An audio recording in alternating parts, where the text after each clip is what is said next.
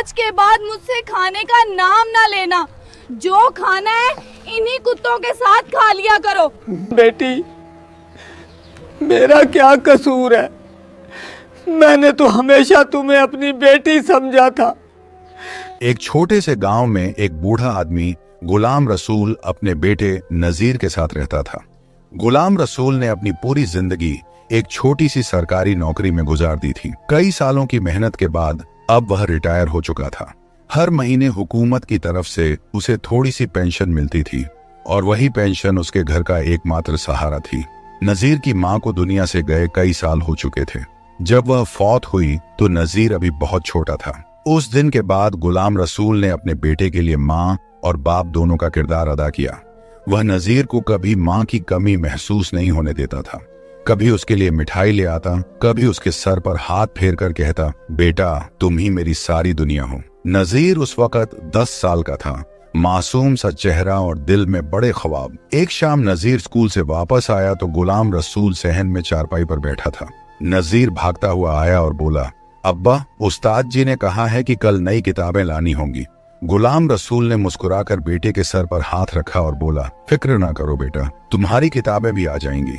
हालांकि गुलाम रसूल जानता था कि इस महीने की पेंशन से घर का खर्च भी मुश्किल से पूरा होगा, लेकिन उसने कभी नजीर के सामने अपनी परेशानी जाहिर नहीं की। उसके दिल में सिर्फ एक ही ख्वाब था कि नजीर बड़ा होकर एक अच्छा इंसान बने और अपने बाप का सहारा बने। लेकिन गुलाम रसूल को यह नहीं मालूम था कि आने वाला वक्त उसकी जिंदगी में ऐसा मोड़ लाएगा जो उसके दिल को टुकड़े टुकड़े कर देगा।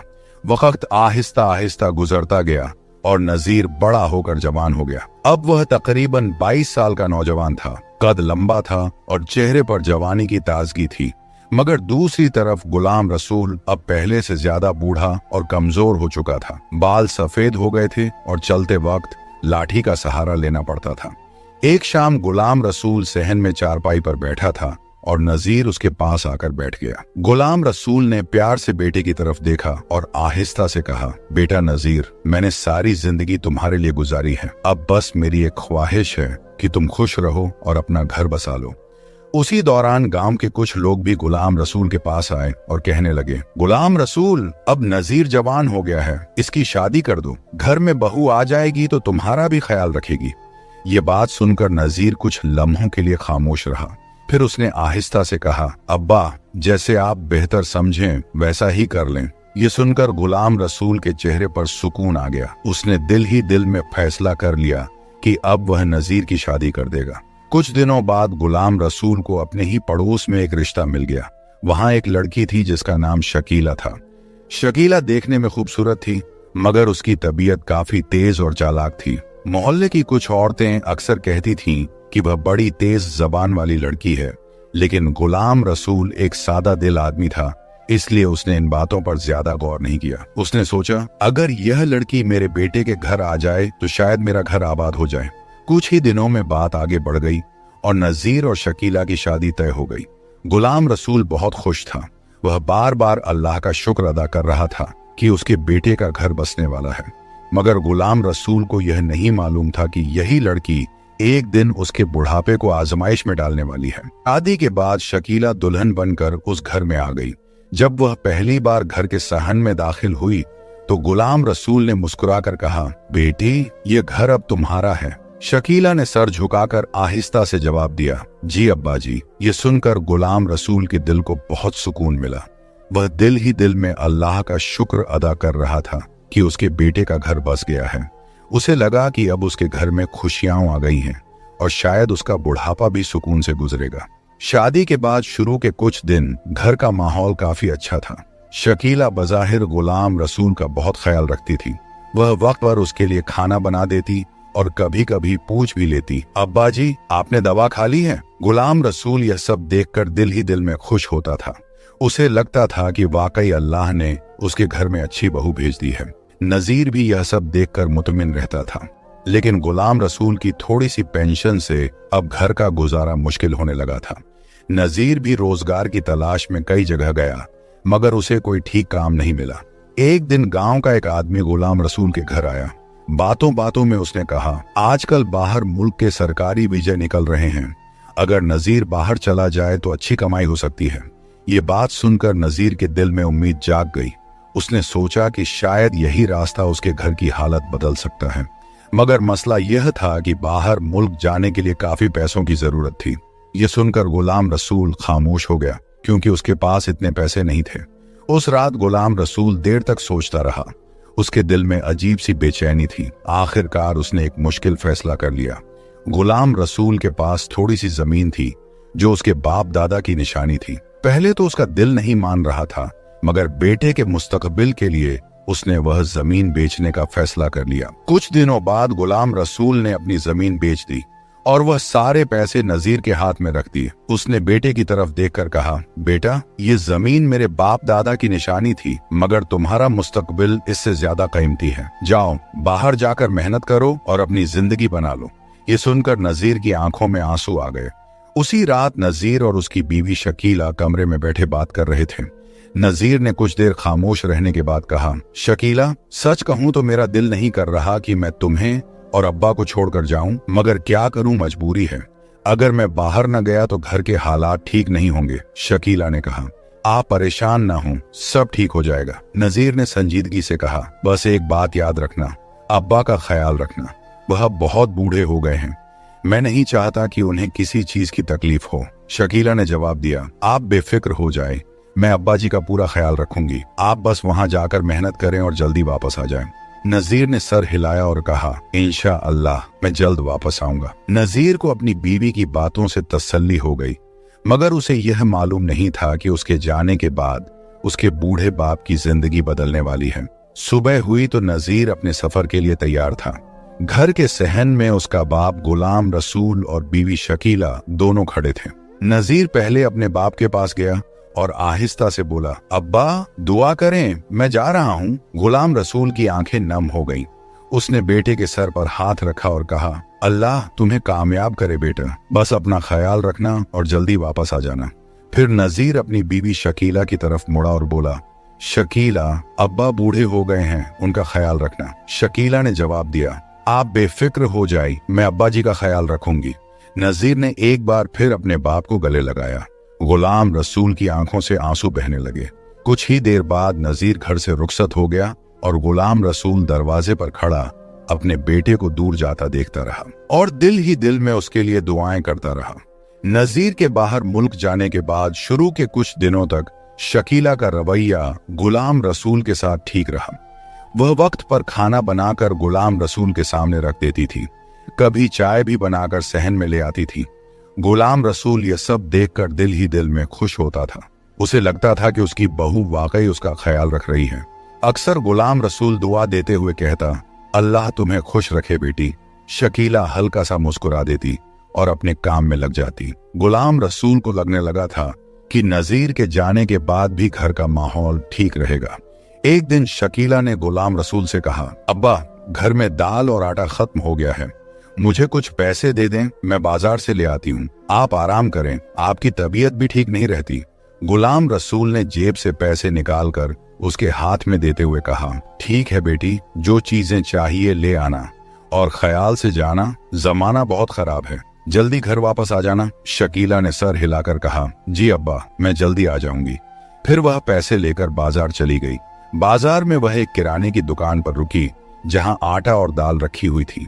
दुकान पर एक नौजवान लड़का बैठा था। शकीला ने कहा, 2 किलो आटा और 1 किलो दाल दे दें। लड़के ने सामान निकालते हुए शकीला की तरफ देखा और हल्की सी मुस्कुराहट दी। शकीला ने भी एक लम्हे के लिए हल्का सा मुस्कुराकर जवाब दिया। शकीला ने सामान लिया और खामोशी से बाजार से निकलकर घर वापस आ गई। अब शकीला जब भी बाजार जाती तो आटा, दाल या दूसरी जरूरत की चीजें उसी किराने की दुकान से लेने लगी। हर बार जब वह दुकान पर आती तो वह नौजवान हल्की सी मुस्कुराहट के साथ सामान देने लगता।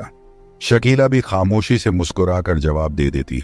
शुरू में सिर्फ सामान लेने और देने की बात होती थी, फिर आहिस्ता आहिस्ता 2-4 जुमलों की बात भी होने लगी। कभी वह पूछ लेता, घर सब खैरियत है? शकीला मुख्तसर सा जवाब दे देती और सामान लेकर चली जाती। मगर अब दोनों के दरमियान कुछ लम्हों की बात मामूल बनती जा रही थी। कुछ दिन इसी तरह गुजर गए। फिर एक दिन उस नौजवान ने मौका देखकर आहिस्ता से शकीला से उसका मोबाइल नंबर मांग लिया। शकीला एक लम्हा खामोश रही, फिर उसने आहिस्ता से अपना नंबर बता दिया। उसके बाद वह सामान लेकर हल्की सी मुस्कुराहट के साथ सीधी घर वापस आ गई। दूसरी तरफ गुलाम रसूल को इन सब बातों की कोई खबर नहीं थी। वह तो घर के सहन में अपनी चारपाई पर बैठा रहता और दिल ही दिल में अपने बेटे नजीर को याद करता रहता। उसे यही तसल्ली थी कि घर में बहू मौजूद है जो घर का ख्याल रख रही है, मगर उसे क्या खबर थी कि वक्त आने पर यही बातें उसकी जिंदगी में एक बड़ा तूफान ले आने वाली हैं। जब कभी नजीर फोन करता था तो वह सबसे पहले यही पूछता, शकीला, अब्बा कैसे हैं? उनकी तबीयत तो ठीक है ना? शकीला फौरन जवाब देती, जी बिल्कुल ठीक हैं, आप फिक्र ना करें, मैं उनका पूरा ख्याल रख रही हूं। कभी वह कहती, आप बस अपना ख्याल रखें और काम पर ध्यान दें, यहां सब ठीक चल रहा है। ये सुनकर नजीर को तसल्ली हो जाती और वह मुतमिन होकर फोन बंद कर देता। मगर उसे क्या खबर थी कि घर के अंदर आहिस्ता आहिस्ता हालात बदलने लगे हैं। कुछ दिन गुजरने के बाद शकीला और उस नौजवान के दरमियान फोन पर बातों का सिलसिला शुरू हो गया। अब अक्सर ऐसा होने लगा कि रात को जब गुलाम रसूल सो जाता तो शकीला खामोशी से अपना मोबाइल निकालकर उस नौजवान को फोन कर लेती। दोनों देर तक बातें करते रहते, कभी आधी रात तक और कभी पूरी रात। एक रात उस नौजवान ने शकीला से पूछा, तुम्हारा शौहर कहाँ है, घर पर नहीं होता क्या? शकीला ने हल्की सी नाराजगी के अंदाज में जवाब दिया, वह तो मुझे शादी करके दूसरे मुल्क चला गया है, महीनों गुजर जाते हैं, उसे मेरी जरा भी फिक्र नहीं होती। फिर वह आहिस्ता से बोली, मुझे यहां अकेला छोड़ दिया है, बस फोन करके हाल पूछ लेता है। यह सुनकर वह नौजवान और ज्यादा हमदर्दी दिखाने लगा और इसी हमदर्दी के बहाने दोनों के दरमियान बातें और भी बढ़ने लगी। एक दिन वह नौजवान शकीला से बोला, शकीला, तुम इस तरह अकेली जिंदगी क्यों गुजार रही हो? शकीला खामोश रही तो वह आगे बोला, अगर तुम चाहो तो हम दोनों एक नई जिंदगी शुरू कर सकते हैं। शकीला चौंक कर बोली, तुम क्या कहना चाहते हो?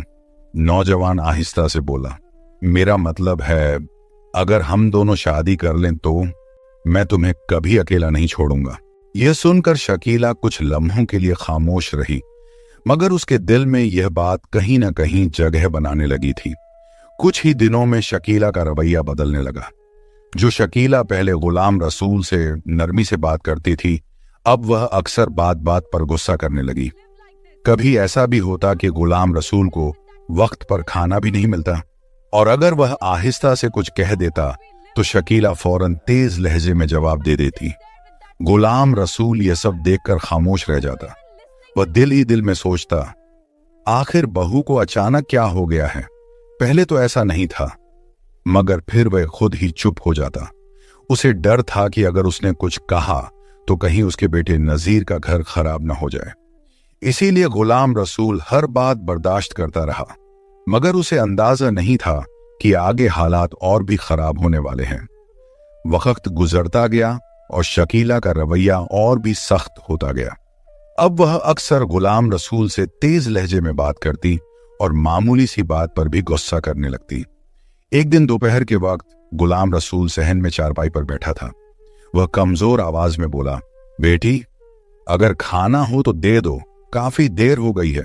शकीला ने नागवारी से मुंह बनाया और सख्त लहजे में बोली, अभी मुझे बहुत काम है, हर वक्त खाने की फिक्र लगी रहती है। कुछ देर बाद वह एक सूखी सी रोटी लेकर आई और सहन के कोने में फेंकते हुए बोली, लो यही खा लो। वहीं करीब घर के कुत्ते भी बैठे थे। गुलाम रसूल ने लरजते हाथों से रोटी उठाई और खामोशी से जमीन पर बैठ गया। उसकी आंखों में आंसू आ गए, मगर उसने कुछ नहीं कहा। वह दिल ही दिल में बस यही सोच रहा था, या अल्लाह, मेरे बेटे का घर खराब न हो, मैं सब बर्दाश्त कर लूंगा। एक दिन शकीला कहीं बाहर जाने के लिए तैयार हो रही थी। गुलाम रसूल सहन में खामोशी से बैठा था। जाने से पहले शकीला ने एक प्लेट में थोड़ा सा खाना रखा और सहन के कोने में कुत्तों के आगे रख दिया। फिर उसने बेरुखी से गुलाम रसूल की तरफ देखकर कहा, बूढ़े, अगर भूख लगे तो यही खाना खा लेना। यह कहकर वह दरवाजा बंद करके घर से बाहर चली गई। गुलाम रसूल कुछ देर तक वहीं बैठा रह गया। उसकी आंखों में नमी आ गई, मगर उसने फिर भी कुछ नहीं कहा। उधर शकीला सीधी बाजार पहुंची, जहां वही नौजवान उसका इंतजार कर रहा था। फिर दोनों साथ घूमने फिरने लगे। कभी पार्क में बैठते और कभी किसी होटल में जाकर खाना खाते और हंसते बोलते रहते। इधर घर में गुलाम रसूल अकेला और बेबस बैठा था और उसके सामने वही खाना पड़ा था जो कुत्तों के आगे रखा गया था। पूरा दिन घूमने फिरने के बाद जब शकीला शाम को घर वापस आती तो उसके चेहरे पर थकान के बजाय अजीब सी बेफिक्री होती। वह दरवाजा खोलकर सीधा अपने कमरे में चली जाती। न वह गुलाम रसूल से कुछ पूछती, न यह देखती कि उसने खाना खाया भी है या नहीं। उधर गुलाम रसूल खामोशी से सहन में बैठा रहता। वह कभी दरवाजे की तरफ देखता और कभी आसमान की तरफ, मगर उसके दिल में एक ही बात होती, या अल्लाह, मेरा बेटा जल्दी वापस आ जाए। मगर गुलाम रसूल को यह खबर नहीं थी कि शकीला के दिल में अब उसके लिए कोई हमदर्दी बाकी नहीं रही थी। कुछ दिन बाद एक दिन शकीला का मूड अचानक बहुत खराब था। गुलाम रसूल हस्बे मामूल सहन के एक कोने में खामोश बैठा था। शकीला गुस्से में बाहर आई और तेज लहजे में बोली, बूढ़े, तुम हर वक्त यहाँ बैठे रहते हो, मैं तुम्हारी खिदमत करने के लिए नहीं आई। गुलाम रसूल ने हैरानी से उसकी तरफ देखा और आहिस्ता से कहा, बेटी, अगर मुझसे कोई गलती हो गई है तो माफ कर दो, मैं तो बस चुपचाप रहता हूं। मगर शकीला के दिल में जरा भी नरमी न आई। वह गुस्से में दरवाजे की तरफ इशारा करते हुए बोली, बस बहुत हो गया, अब तुम इस घर में नहीं रहोगे, जहां जाना है चले जाओ। ये कहकर उसने गुलाम रसूल के कुछ पुराने कपड़े एक गठरी में बांधकर दरवाजे के बाहर फेंक दिए। बूढ़ा गुलाम रसूल कुछ लम्हों तक खामोश खड़ा रहा।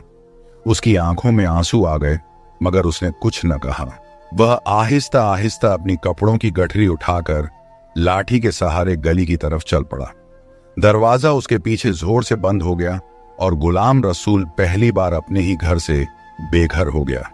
वह आहिस्ता आहिस्ता चलता रहा। दिल टूटा हुआ था, मगर जुबान से एक लफ्ज भी न निकला। चलते चलते वह अपने गांव से बाहर निकल गया। रास्ता लंबा था, मगर गुलाम रसूल चलता ही रहा। काफी देर बाद वह दूसरे गांव में दाखिल हो गया। वहां सड़क के किनारे एक मस्जिद नजर आई। गुलाम रसूल थके कदमों से चलता हुआ मस्जिद के दरवाजे के पास जाकर बैठ गया। उसके चेहरे पर थकान और दुख साफ नजर आ रहा था। आहिस्ता आहिस्ता शाम ढल गई और रात हो गई। जब मस्जिद में ईशा की नमाज खत्म हुई और लोग अपने घरों को चले गए, तो गुलाम रसूल खामोशी से मस्जिद के सहन में अंदर चला गया। उसने अपनी कपड़ों की गठरी सर के नीचे रखी और जमीन पर लेट गया। सुबह होने लगी तो फज्र की अजान का वक्त करीब था। मस्जिद का मुअज्जिन अजान देने के लिए मस्जिद में आया। जैसे ही वह सहन में दाखिल हुआ, उसकी नजर जमीन पर लेटे हुए एक बूढ़े आदमी पर पड़ी। वह हैरान होकर फौरन उसके पास गया और आहिस्ता से बोला, बाबा जी, आप कौन हैं? यहां कैसे सो रहे हैं? गुलाम रसूल ने आहिस्ता से आंखें खोली और धीमी आवाज में कहा, बेटा, मैं एक मुसाफिर हूं, मेरा कोई नहीं है, बस रात यहां गुजार ली। मुअज्जिन ने कुछ देर उसे देखा, फिर खामोशी से मस्जिद के अंदर चला गया और अजान दे दी। नमाज के बाद जब लोग चले गए तो मुअज्जिन दोबारा गुलाम रसूल के पास आया और बोला, बाबा जी, आप फिक्र न करें, आप यहीं आराम करें। फिर वह अपने घर गया और वहां से नाश्ता लाकर गुलाम रसूल के सामने रख दिया। गुलाम रसूल ने कई दिनों बाद सुकून से नाश्ता किया। आहिस्ता आहिस्ता ये रोज का मामूल बन गया। गुलाम रसूल रात को मस्जिद के सहन में आकर सो जाते और सुबह जब मुअज्जिन अजान देने आता तो उन्हें उठा देता। नमाज के बाद वह अपने घर से नाश्ता लाकर देता और कभी कभी दोपहर का खाना भी लाकर दे जाता। एक दिन मुअज्जिन ने गुलाम रसूल से कहा, बाबा जी, आप बिल्कुल फिक्र न करें, जब तक मैं हूं आपको किसी चीज की फिक्र करने की जरूरत नहीं। गुलाम रसूल ने नम आंखों से उसे देखा और दिल ही दिल में उसके लिए दुआएं करने लगा। एक दिन दोपहर के वक्त नजीर ने बाहर मुल्क से घर फोन किया। फोन शकीला ने उठाया। नजीर ने फौरन पूछा, शकीला, अब्बा कैसे हैं? ठीक है ना? शकीला ने जरा सा रुककर जवाब दिया, जी हां, अब्बा बिल्कुल ठीक हैं, आप फिक्र न करें, सब खैरियत से है। नजीर ने कहा, उनका ख्याल रखा करो, वह अब बूढ़े हो गए हैं, शकीला ने फौरन कहा, जी आप बेफिक्र रहें, मैं उनका पूरा ख्याल रखती हूं। नजीर ये सुनकर मुतमिन हो गया। अगली सुबह शकीला ने खामोशी से अपना मोबाइल उठाया और उसी नौजवान को फोन किया। वह आहिस्ता आवाज में बोली, सुनो, मैं अब यहां नहीं रह सकती, मैं आज ही आ रही हूं, तुम तैयार रहना। नौजवान ने फौरन कहा, ठीक है, मैं इंतजार कर रहा हूं। फोन बंद करने के बाद शकीला घर के अंदर गई और अलमारी में रखे सारे पैसे और जमा पूंजी निकाल ली। नजीर के भेजे हुए पैसे भी उसने एक थैली में रख लिए। फिर उसने जल्दी जल्दी घर को देखा और दरवाजे को बाहर से ताला लगा दिया। इसके बाद वह तेजी से गांव से निकलकर उसी नौजवान से मिलने के लिए चल पड़ी। अब वह घर मुकम्मल तौर पर सुनसान और बंद हो चुका था और किसी को खबर नहीं थी कि शकीला हमेशा के लिए वहां से जा चुकी है। शकीला जैसे ही गांव से बाहर पहुंची तो वह नौजवान पहले से सड़क के किनारे मोटरसाइकिल पर उसका इंतजार कर रहा था। शकीला को देखकर वह मुस्कुराया और बोला, आ गई तुम, चलो जल्दी बैठो, यहां ज्यादा देर रुकना ठीक नहीं। शकीला खामोशी से मोटरसाइकिल पर बैठ गई। नौजवान ने फौरन मोटरसाइकिल स्टार्ट की और दोनों गांव से निकलकर शहर की तरफ रवाना हो गए। कुछ देर के सफर के बाद वह करीबी शहर में पहुंच गए। शहर के अंदर जाकर नौजवान शकीला को एक छोटे से किराए के कमरे में ले गया। कमरा सादा सा था, मगर शकीला को उस वक्त यही लग रहा था कि अब उसकी जिंदगी बदल गई है। नौजवान ने हंसते हुए कहा, अब फिक्र करने की जरूरत नहीं, अब हम दोनों अपनी मर्जी से जिंदगी गुजारेंगे। शकीला भी उसकी बात सुनकर मुतमिन हो गई। यूं दोनों उसी किराए के कमरे में रहने लगे और शकीला ने अपने पीछे वह घर और सारी पुरानी जिंदगी छोड़ दी। एक दिन नजीर ने बाहर मुल्क से शकीला को फोन किया, मगर उसका नंबर बंद आ रहा था। उसने कई बार कोशिश की, मगर हर बार फोन बंद ही मिला। परेशान होकर नजीर ने गांव में अपने एक पड़ोसी दोस्त को फोन किया और कहा, यार जरा मेरे घर जाकर देखो और फोन ले जाकर मेरी बात अब्बा से करवा दो, मैं उनकी तबीयत का पूछना चाहता हूं। दोस्त फौरन नजीर के घर की तरफ चल पड़ा। जब वह घर के करीब पहुंचा तो दरवाजे पर ताला लगा हुआ था। वह हैरान हो गया। उसने आसपास के पड़ोसियों से पूछा तो उन्होंने बताया, ये घर तो कई दिनों से बंद पड़ा है, हमने भी काफी अरसे से यहां किसी को नहीं देखा।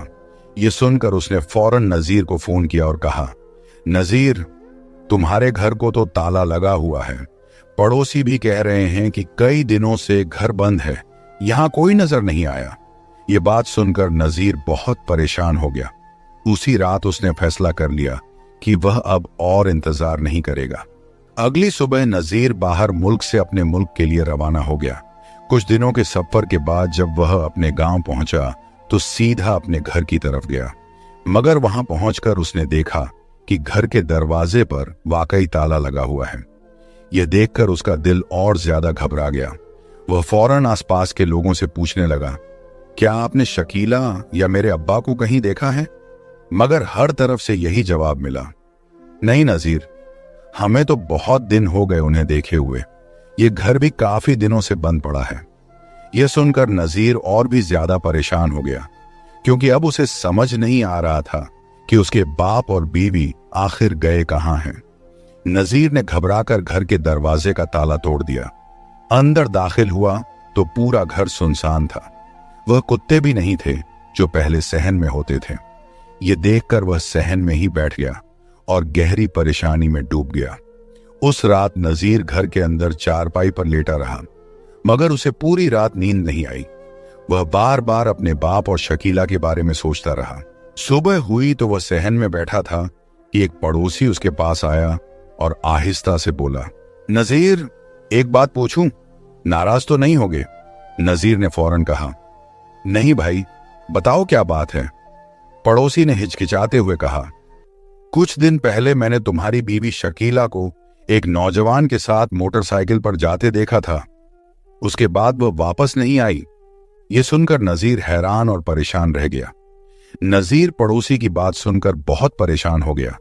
वह फौरन अपने बाप की तलाश में गांव-गांव फिरने लगा और हर मिलने वाले से पूछता जाता था। चलते चलते वह एक दूसरे गांव की मस्जिद के पास पहुंच गया। वहां उसे एक आदमी नजर आया। नजीर उसके पास जाकर बोला, भाई, क्या आपने यहां किसी बूढ़े बुजुर्ग को देखा है? उस आदमी ने जवाब दिया, हाँ, एक बाबा हैं जो कुछ दिनों से इसी मस्जिद में रहते हैं। शायद आप उन्हीं को ढूंढ रहे हैं। यह सुनकर नजीर तेजी से मस्जिद के सहन में दाखिल हुआ। जैसे ही उसकी नजर एक बूढ़े आदमी पर पड़ी, वह चौंक गया। वह उसके अपने बाप गुलाम रसूल थे। नजीर फौरन दौड़कर उनके पास गया और गले लगकर रोने लगा। वह रोते हुए बोला, अब्बा, आप यहां क्या कर रहे हैं? मैं आपको हर जगह ढूंढ रहा था। गुलाम रसूल की आंखों में भी आंसू आ गए। उन्होंने आहिस्ता से कहा, बेटा, तुम्हारे जाने के बाद शकीला ने मुझे घर से निकाल दिया था। मुझ पर बहुत जुल्म हुआ, यहां तक कि मुझे कुत्तों के साथ रोटी खानी पड़ी। यह सुनकर नजीर की आंखों से आंसू बहने लगे। उसने अपने बाप का हाथ पकड़कर कहा, अब्बा, अब आप मेरे साथ चलें। फिर नजीर अपने बाप गुलाम रसूल को साथ लेकर वापस घर की तरफ रवाना हो गया। घर पहुंचने के बाद नजीर ने अपने बाप को आराम से बिठाया। कुछ देर खामोश रहने के बाद उसने आहिस्ता से पूछा, अब्बा, शकीला कहां गई? आपको कुछ पता है? गुलाम रसूल ने थकी हुई आवाज में जवाब दिया, नहीं बेटा, उसने तो मुझे घर से निकाल दिया था। उसके बाद वह कहां गई मुझे कुछ भी मालूम नहीं। यह सुनकर नजीर गहरी सोच में पड़ गया। दूसरी तरफ शकीला जिस नौजवान के साथ गई थी, एक दिन उसने उससे कहा, फरहाद, अब हमें निकाह कर लेना चाहिए। यह सुनकर फरहाद हंस पड़ा और सख्त लहजे में बोला, मैं तुमसे निकाह क्यों करूं? तुम तो पहले ही शादीशुदा हो। मैं तो तुम्हें सिर्फ अपने मतलब के लिए यहां लाया था। फिर उसने आगे कहा, और यह घर भी मेरा नहीं, यह तो किराए का कमरा है। आज के बाद तुम अपने रास्ते जाओ और मैं अपने रास्ते जाता हूं। यह सुनकर शकीला रो पड़ी और कहने लगी, ऐसा न करे, मैंने आपके लिए अपना घर बार छोड़ दिया है। फरहाद ने सर्द लहजे में जवाब दिया, जो औरत अपने शौहर को छोड़ सकती है, वह एक दिन मुझे भी छोड़ देगी। इसलिए आज के बाद मुझे फोन करने की जरूरत नहीं और न ही मुझसे मिलने की कोशिश करना। यह कहकर फरहाद वहां से चला गया। शकीला की आंखों में आंसू थे। वह अकेली सड़क पर आ गई। अब उसका कोई सहारा नहीं था। काफी देर तक रोती रही। फिर उसने सोचा, मुझे अपने गांव वापस जाना चाहिए। कुछ देर बाद वह अपने गांव पहुंची और उसी घर के दरवाजे पर दस्तक दी। दरवाजा खुला तो सामने नजीर खड़ा था। नजीर को देखते ही शकीला रोते हुए उसके कदमों में गिर गई और बोली, नजीर, मुझे माफ कर दो, मुझसे बहुत बड़ी गलती हो गई। यह सुनकर नजीर को गुस्सा आ गया। वह सख्त आवाज में बोला, तुमने मेरे बाप के साथ जो जुल्म किया और मेरे साथ जो धोखा किया, मैं तुम्हें कभी माफ नहीं कर सकता। शकीला रोती रही। फिर वह गुलाम रसूल की तरफ देखकर बोली, अब्बा, मुझे माफ कर दें। मगर गुलाम रसूल खामोश रहे। आखिरकार नजीर ने सख्त लहजे में कहा, आज के बाद तुम इस गांव में मुझे नजर नहीं आनी चाहिए। फिर उसने शकीला को घर से बाहर निकाल दिया। अब शकीला बिल्कुल बेसहारा हो चुकी थी। वह सड़कों पर आ गई और आखिरकार भीख मांगने पर मजबूर हो गई। वह लोगों के सामने हाथ फैलाकर कहने लगी, अल्लाह के नाम पर कुछ दे दो, और यूं उसे अपनी गलतियों की सजा मिल गई। उम्मीद है आपको कहानी पसंद आई होगी। अगर कहानी अच्छी लगी हो तो हमारे चैनल को सब्सक्राइब करें और वीडियो को लाइक और शेयर जरूर करें। मिलते हैं अगली कहानी में।